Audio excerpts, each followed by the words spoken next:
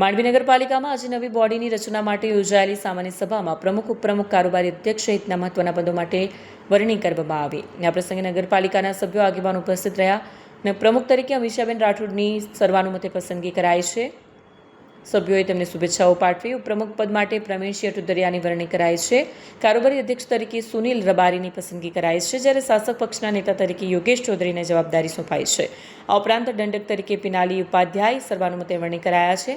તમામ પદાધિકારીઓની નિમણૂક બાદ કાર્યકરો સમર્થકો દ્વારા ફુલહાર પહેરાવી અભિનંદન આપવામાં આવ્યા.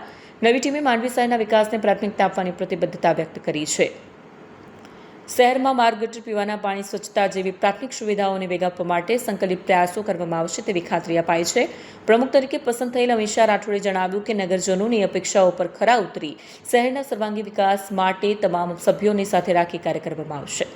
નવી બોડીની રચના સાથે માંડવી નગરપાલિકામાં વિકાસલક્ષી કાર્યોને નવી દિશા અને ગતિ મળશે તેવી આશા વ્યક્ત કરવામાં આવી રહી છે.